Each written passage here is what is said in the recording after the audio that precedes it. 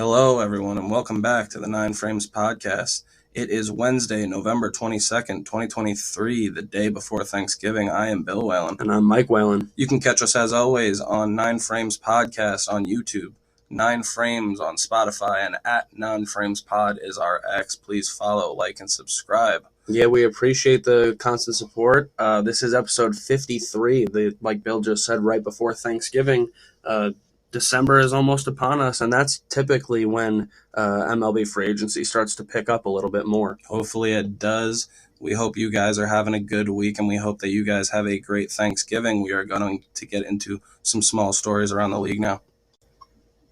And getting into the baseball news, our first story is definitely an interesting one. It has come out through rumors. Jeff Passan confirmed it, so I believe it, that Shohei Ohtani will take secret meetings with teams, and it will be held against a team personally if it's leaked that Ohtani took a meeting with them. Yeah, I don't think the first part is much news that he's going to be taking secret meetings with teams because, like we said, every team should be in on him, and it'd be expected that a lot of under-the-radar teams that you don't think are going to be in on him, like maybe smaller market teams, but they will be. And I appreciate the fact that he's saying that it'll be held against those teams if it gets leaked, because it's just such a bad trope in sports now that nothing can be secret or sacred at all between a team and a player. It just has to go on the media. And the reason I really like this move by Ohtani's camp, because that is a good point, is because he's going to be talking to all of the biggest media city teams in the world. Yeah. He's going to be talking to the Dodgers,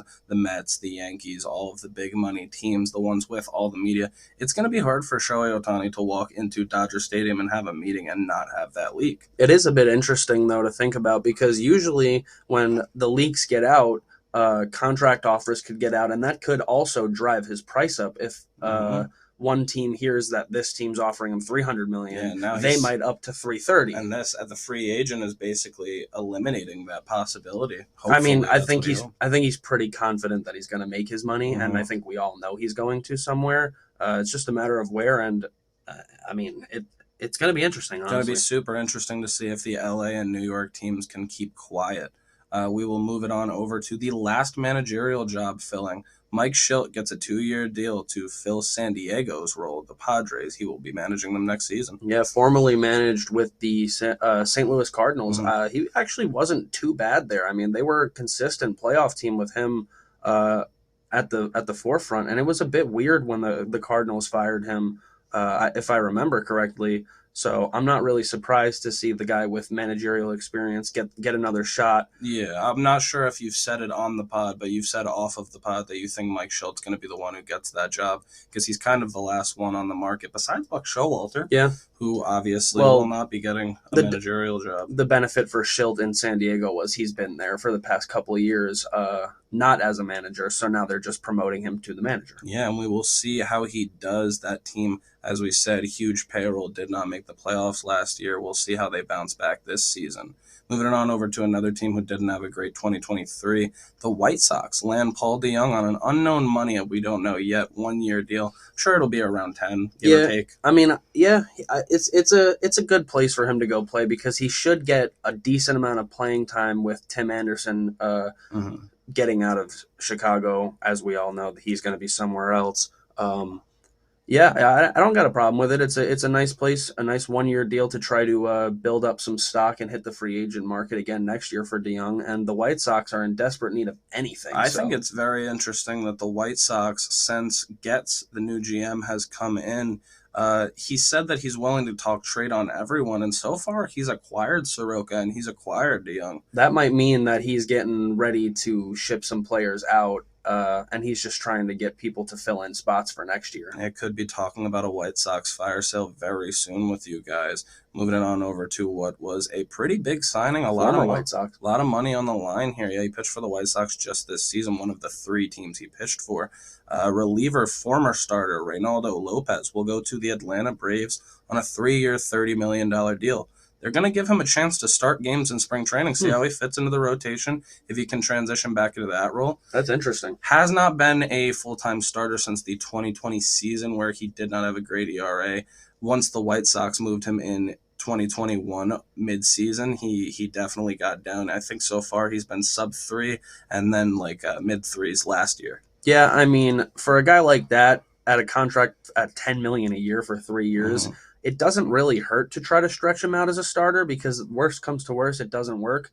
They'll just put him back in the bullpen. Yeah, very true. And not for nothing, like I said, he pitched on 3 teams last year, still a 3.27 ERA and a Yeah. 2.1 WAR player.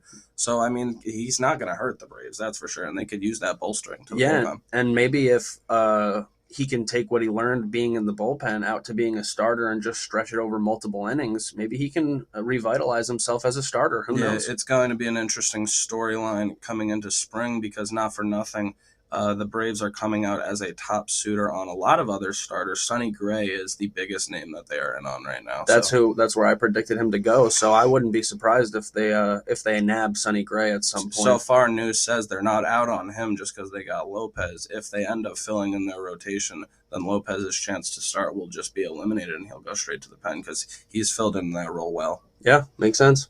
The last thing we're going to talk about is a pair of St. Louis Cardinals moves. They bring in a couple starting pitchers. We've been talking about how robust the starting pitching market is this year, and they kind of decide to go with some like middling options, I would say. Yeah, I'm not really sure why they're trying to jump the gun and sign people. I mean, Lance Lynn is there's really no value there at $10 million. I mean, you could have found a lot better of an option for $10 million from. I mean, the guy gave up the most home runs in the league last year. The first move is Lance Lynn being brought in, like you said, 1 year, $10 million deal. The second year option is a club option for $12 million. Don't think they're going to be picking that up no matter Well, what. you never know. You think he's going to add value from? I mean, what if he bounces back, that's what it's there for. I mean, Yeah, we'll have to see. the worst But that happens is they'll just cut him. he'll be filling into a team that did not have a great season for the first time in a long time, honestly. Yeah, I mean, they're trying to piece together a rotation this year that was pretty bad last year. So And that second rotational piece that we were talking about is Kyle Gibson. They bring in from Baltimore. 1 year, $12 million deal, so he gets the money from the option. And he also gets a club option. We don't know the value yet. I'm sure it's somewhere around the same. I wouldn't be surprised if the Cardinals are still in on trying to bring in like a bigger guy, say like a Sonny Gray. You try to fill out depth before you get the big guy. I mean, they could still make a trade and trade somebody like Matz away. I'm sure there are teams that would want a lefty that could start and also come out of the pen. Yeah, I thought guys like this would be coming off the board later on once the market is established by the bigger names. They could be doing what the White Sox just did with the young and just trying to fill in spots for next year if they don't think it's going to be a competitive year. But I don't think that's the case. I think they're going to spend more money. Yeah, it should be interesting to keep our eyes on the St. Louis Cardinals as they try to bounce back from a rough year. That was episode 53 of the 9 Frames podcast. Thank you for listening and watching wherever you do. You can catch us, as always, on YouTube at 9 Frames Podcast. Our Spotify is 9 Frames, and our X is at 9 Frames Pod.